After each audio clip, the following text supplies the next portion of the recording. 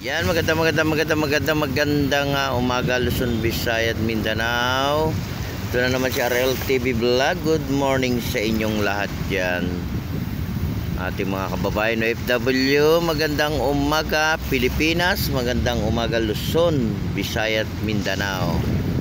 Ayan, ang ganda ng ating panahon ngayon. Tayo po ay mag-relax, tayo mamasyal, tayo lumanghap ng sariwang hangin.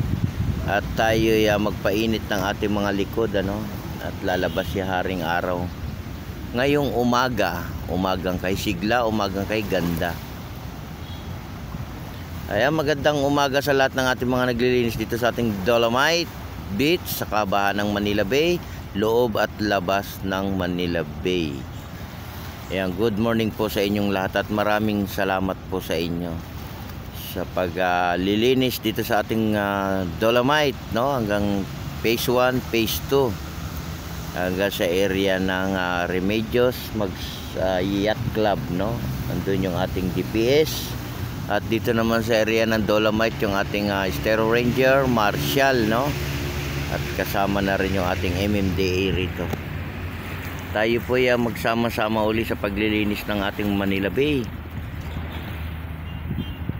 Tutukan po natin tong ating Dolomite, para sa ating mga bisita.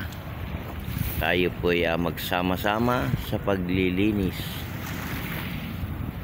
Ayan, support lang tayo sa ating YouTube channel, RL TV Vlog.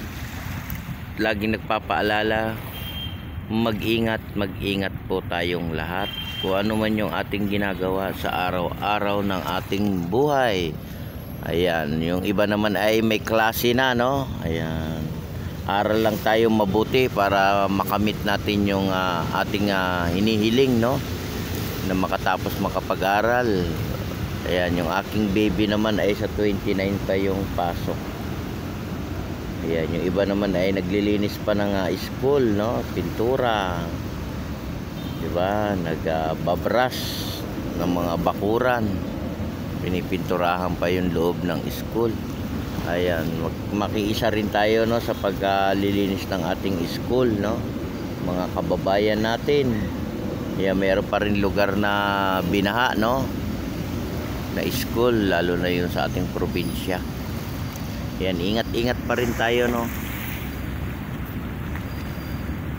at lagi lang po tayong mananalangin sa araw-araw, paggising, pag-alis ng bahay, para po tayo ginagabayan ng ating Panginoon. Ayan, nandito ako sa may area ng phase 2, Ayan, update lang tayo ngayong morning. Ayan po yung dagat natin, at ayos na naman yung ating alon, Ayan, meron na naman siyang tangay